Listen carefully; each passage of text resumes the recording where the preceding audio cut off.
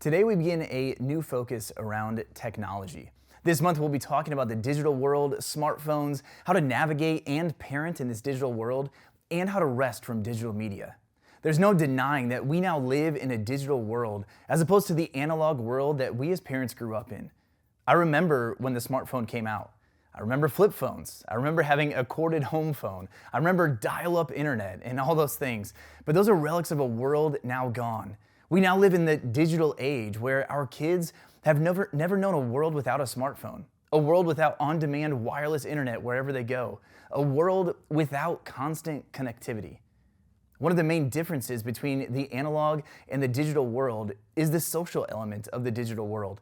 Kara Powell and Brad Griffin wrote in their book, Navigating Our Digital World, they said, digital media was created and designed to facilitate better, faster collaboration and interaction. So naturally, the ways we use digital media are inherently more social and interactive than types of analog media that preceded it. We've often come to this conversation attempting to navigate this new world of screens and technology and other forms of digital media, talking a lot about screen time. But Powell and Griffin seek to reframe the conversation to instead talk about screen investment. They write, screen time is a bit too oversimplified to describe how young people use digital technology. A majority of kids today use digital media in far more interactive and meaningful ways than we may realize.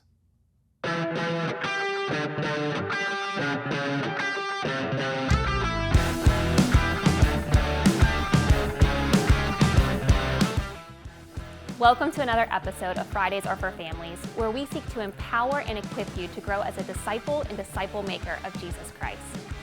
This month, as we talk about technology, we want to draw your attention to one piece of digital media that we at Pathway believe in so much, we want to provide it to you for free. It's called Right Now Media. This resource is like Netflix, but for intentional discipleship. There are over 20,000 Bible study videos you can access. There are kids shows, content for adults, teenagers, kids, and everyone in between.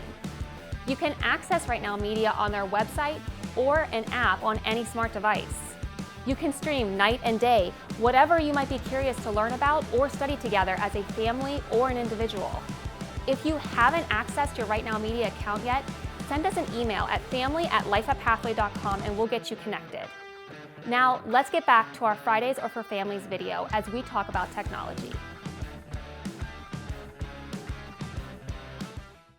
How do we navigate this digital world? You as a parent come to this digital world as a digital immigrant. Your kids are growing up as digital natives. Navigating this world is a challenge, to be certain. So as we think critically about navigating this new frontier as digital immigrants, we have to take into account that our kids are trying to make sense of the only world they know. You likely remember when you used to spend hours and hours outside playing in the same physical space as your friends. Your kids probably don't. You likely remember the times that you had to tune in live for the next episode of your favorite show, or else you missed it.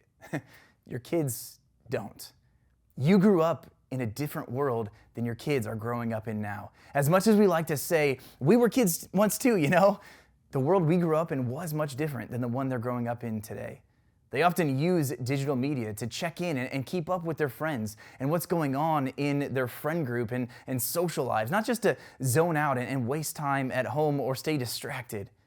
Just because they're growing up in a digital world and we are maybe reframing this conversation of screen time to talk about screen investment, it doesn't mean that we don't still need boundaries. The American Association of Pediatrics and your parental intuition recommend screen-free zones in the home and screen-free times in the schedule. Another digital media navigation point is to remember that the technical legal minimum age requirement for social media accounts, whether it's Google or Snapchat or Instagram or Facebook and many other social networks, that age is 13. This gives you, as the legal guardian and the spiritual director in your home, the legal authority to lean on the age of 13 before you need to come up with a better reason why they can't have a social media account.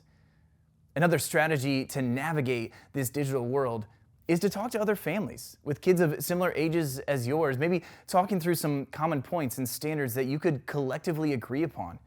That way your kid isn't the only one with that particular boundary, but maybe they have other friends who have the same boundaries.